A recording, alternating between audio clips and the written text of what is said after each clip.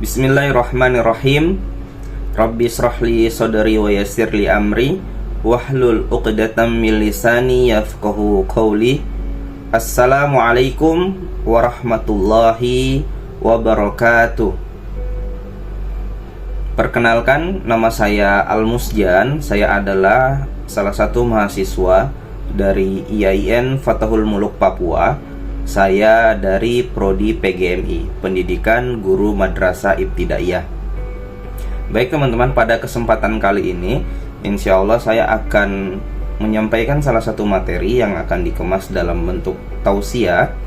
Maka dari itu, mari kita simak bersama-sama. Innal hamdalillah nahmaduhu wa nasta'inuhu wa nastaghfiruhu wa na'udzu billahi min syururi anfusina wa min sayyiati a'malina may yahdihillahu fala mudhillalah wa may yudlilhu fala hadiyalah. Asyhadu an la ilaha illallah wa asyhadu anna Muhammadan abduhu wa rasuluh. Amma ba'du. Alhamdulillahirabbil alamin. Puji syukur kita haturkan kehadirat Allah Subhanahu wa taala karena atas nikmat iman dan Islam kita bisa sampai pada saat ini dengan keadaan sebagai seorang muslim. Alhamdulillah. Tidak lupa salawat dan salam kita curahkan ke hadirat Nabi besar kita, Nabi Muhammad Sallallahu Alaihi Wasallam, di mana beliau telah berjuang hingga kita bisa merasakan manisnya iman dan Islam hingga hari ini. Alhamdulillah. Allahumma sholli wa sallim wa barik ala sayyidina Muhammad. Baik teman-teman, pada kesempatan kali ini saya akan membawakan materi yang berjudul atau yang berkaitan tentang yang namanya keistiqomahan. Dimana dengan judul ini saya akan kemas dalam bentuk sebuah cerita atau sebuah kisah. Mari kita simak sama-sama kisahnya. Jadi mungkin teman-teman kita pernah mengenal salah satu tokoh atau seorang panglima perang dari kaum kita, kaum muslimin pada zaman dahulu, di mana kita dalam memperjuangkan Islam itu sering kita dengar di mana situ banyak sekali peperangan. Di situ adalah salah satu nama yang muncul, yaitu Salahuddin Al-Ayyubi. Nah, mungkin teman-teman tidak asing ya dengan nama ini, Salahuddin Al-Ayyubi. Mungkin dari beberapa teman-teman juga sudah melihat atau mungkin membaca bahkan mengkaji biografi dari tokoh ini, Salahuddin Al-Ayyubi. Nah, uniknya teman-teman, tentu saja dalam sebuah peperangan tidak semua peperangan itu dimenangkan oleh kaum muslimin. Dimana kita ketahui bahwa salah satu perang yang dipimpin oleh Salahuddin Al-Ayyubi ini pernah yang namanya mengalami sebuah kekalahan, dimana kekalahan inilah karena namanya sebuah kekalahan, tentu saja ada beberapa kerugian yang harus ditanggung oleh kaum muslimin atau para bawahannya Salahuddin Al-Ayyubi. Nah, dikisahkan dalam suatu kisah teman-teman, Salahuddin Al-Ayyubi ini ketika kalah dalam suatu perang, dia memiliki beberapa perwira yang tangguh, di mana perwira-perwira ini dan juga opsir yang banyak, tentara-tentara bawahannya itu menjadi tawanan oleh kaum kafir. Nah, ketika ditawan ini dikisahkan bahwa Perdana Menteri dengan raja dari kaum kafir ini melihat bahwa ada potensi yang sangat bagus dan baik dari ketiga perwira ini, sehingga muncullah ide untuk menawarkan sebuah kerjasama, atau bahasanya kita bisa disebutkan dengan mengajak tiga perwira tadi untuk mengkhianati kaum muslimin yang lainnya. Dengan cara apa? Ya, dengan cara masuk ke agama mereka, dengan cara masuk ke dalam keyakinan kaum kafir ini, sehingga muncullah negosiasi. Ketika itu Perdana Menteri mengajukan sebuah pertanyaan kepada salah satu perwira. "Wahai perwira." "Ya Perdana Menteri," jawab sang perwira. "Kamu tahu kamu ini siapa?" Saya tahu bahwa saya sekarang adalah seorang tawanan. Oke, kalau seorang tawanan berarti harus nurut kan? Nurut bagaimana ini maksudnya? Ya harus nurut agar apa yang kamu minta itu kita bisa berikan, atau mungkin tidak jadi dieksekusi mati. Nah, kemudian ditanya lagi lah kepada perwira yang pertama ini. Baginda Raja berbaik hati untuk menawarkan kalian sebuah kerjasama di mana kalian harus mengkhianati agama kalian, agama Islam, dengan gabung atau masuk ke dalam keyakinan kami. Apa jawab sang perwira ini? Masya Allah, dengan iman yang ada dalam hatinya, beliau menjawab, saya berjuang dari awal, saya berjuang dalam pasukan muslimin ini. Demi Allah, saya tidak mengejar yang namanya jabatan, harta, ataupun kekayaan. Sehingga apabila saya kalah dan menjadi seorang tawanan, itu adalah sebuah resiko yang harus saya tanggung, dimana saya sudah mengetahui resiko ini sejak awal saya mulai perang. Oke, baik, kalau begitu berarti kamu lebih milih untuk dieksekusi. Akhirnya dieksekusilah perwira yang pertama ini oleh sang algojo. Ketika dieksekusi, teman-teman, kepalanya itu dipenggal. Kepala perwiranya ini dipenggal. Ketika dipenggal, jatuh atau lepas kepalanya ini dari badan perwira tadi. Ada sebuah keajaiban yang terjadi setelah itu, bahwa ketika kepalanya lepas, ternyata kepalanya itu bisa membacakan ayat Al-Quran atau mengaji. Ketika itu ayat yang dibacakan seperti ini.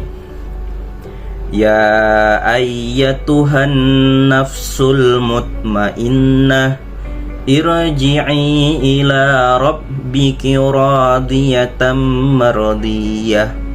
Wahai jiwa yang tenang, kembalilah kepada Tuhan kalian dengan ridhonya. Masya Allah, ketika ayat yang dibacakan seperti ini, bahwa kita bisa mengetahui akhir dari kehidupan perwira pertama itu adalah sebagai seorang yang husnul khatimah. Dia mati, dia wafat dengan keadaan iman yang kuat, dengan luar biasa yang tertanam dalam hatinya.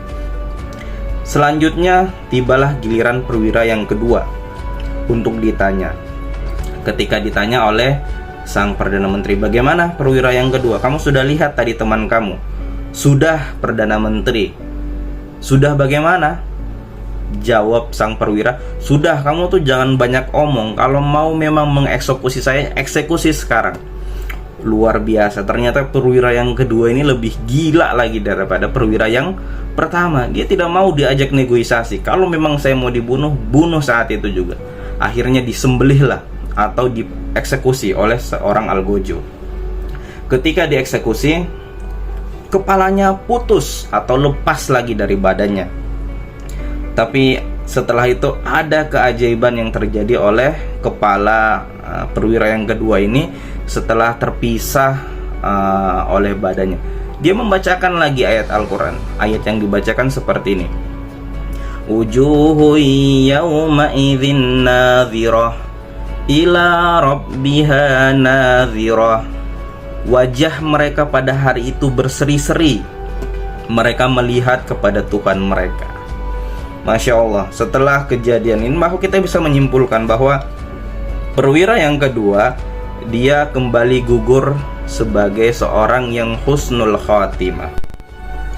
Baik teman-teman, dari perwira yang kedua tadi, bahwa kita bisa menyimpulkan bahwa yang dia dapatkan adalah sebuah kenikmatan, dimana itulah hasil yang dia perjuangkan atau hasil dari jeripaya iman yang berusaha dia bangun di dalam hatinya, bahwa dia gugur lagi sebagai salah seorang mujahid fisabilillah. Dia husnul khatimah.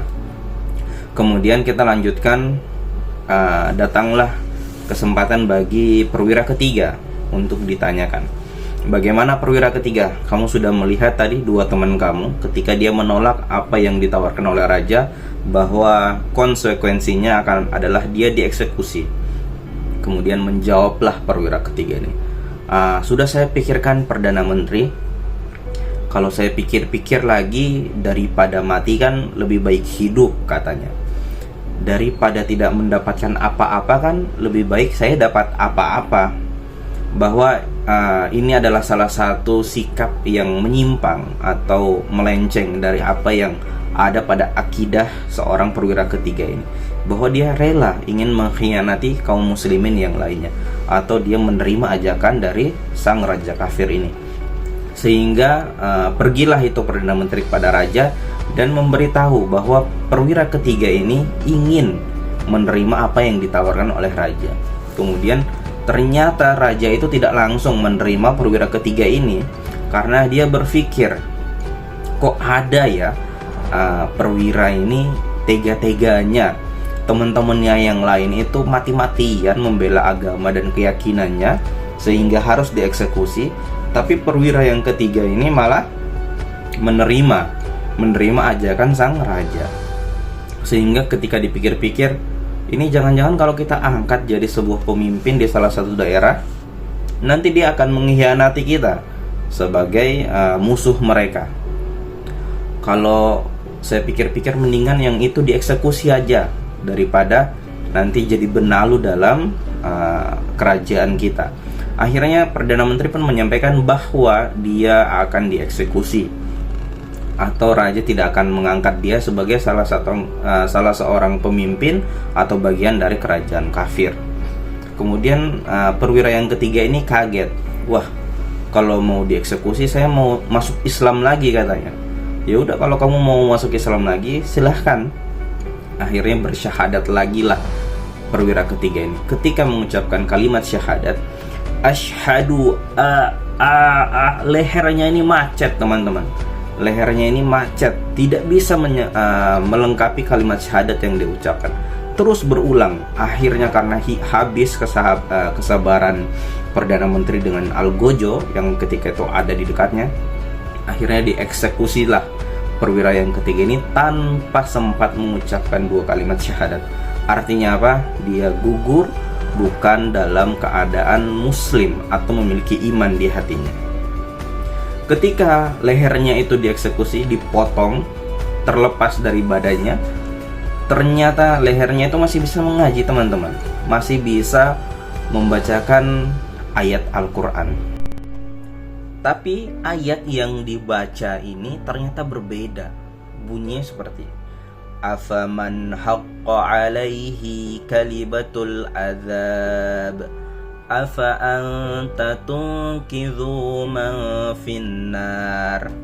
Wahai Muhammad, apakah kamu mau menyelamatkan seseorang yang sudah jelas saya tentukan azab baginya?